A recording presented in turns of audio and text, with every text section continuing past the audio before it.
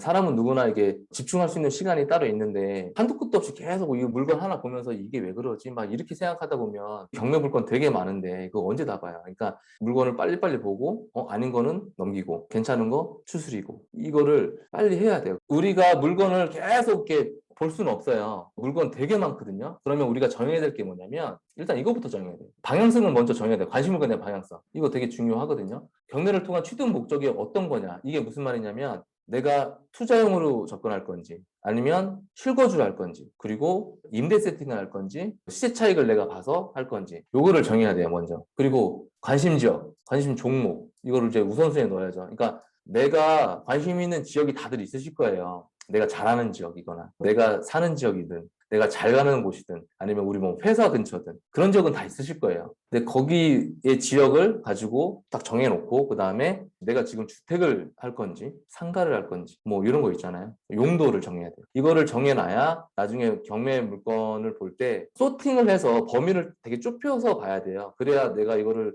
집중력 있게 딱딱딱 보고 하지 이거를 전국 걸 한 번에 다 열어서 주택이든 상가든 이런 거를 다 보려면 이건 너무 힘든 거죠. 그럼 지쳐요. 그리고 자금 계획 안에 있어요. 내가 가지고 있는 투자금이 얼마인지는 스스로 딱 더 잘 아실 거예요. 이 자금 계획이 있어야 그러니까 내 투자금이 얼마인지를 알아야 주택, 상가 뭐 이런 거별로 대출이 얼마가 나오고 그러면 내가 실제로 지금 투자금이 얼마가 들어가야 될 거고 이런 것들이 나오니까 그러면 내가 어느 정도의 규모의 물건을 봐야 되는지 그게 나올 거예요. 그러면 그것도 또 소팅을 해서 범위를 하나둘씩 맞추다 보면 나에게 맞는 물건이 딱 몇 개가 추려질 거예요. 그걸 집중적으로 파야죠. 우리가 이제 투자금이라고 하는 거는 물론 내 통장에 있는 돈을 얘기를 하죠. 그게 1,000만 원이든 2,000만 원이든. 근데 제가 생각하는 투자금은 조금 다른 게 제가 끌어올 수 있는 돈이 다 저는 제 투자금이라고 생각을 해요. 물론 통장에 있는 그 돈 1,000만 원, 2,000만 원, 뭐 3,000만 원이든 그게 제 투자금이기도 하지만 저는 회사 다닐 때 마이너스 통장 만들어서 투자하고 왜냐하면 회사를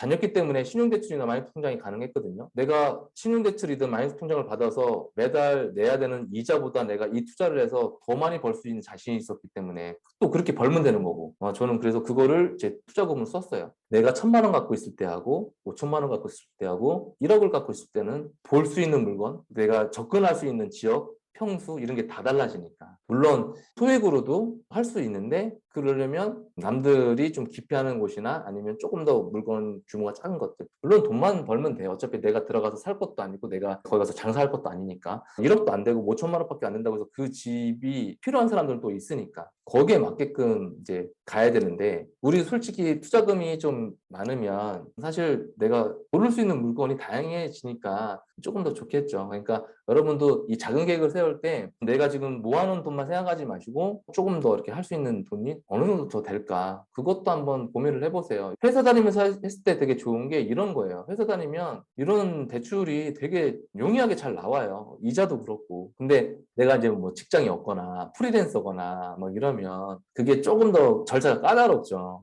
만약에 주부분들 같은 경우는 이제 직장이 없으시니까 대출 받을 때 이제 카드 사용 내역, 그러니까 1년에 얼마 쓰는지 뭐 이런 거 내거나 아니면 건강보험료 얼마 내는지 뭐 이런 것들을 이제 내거든요. 근데 뭐 회사 다니시는 분들은 재직증명서하고 그다음에 원천징수 뭐 이런 거만 내면 되는 거니까 그렇게 먼저 정하고 하시면 좋을 것 같습니다.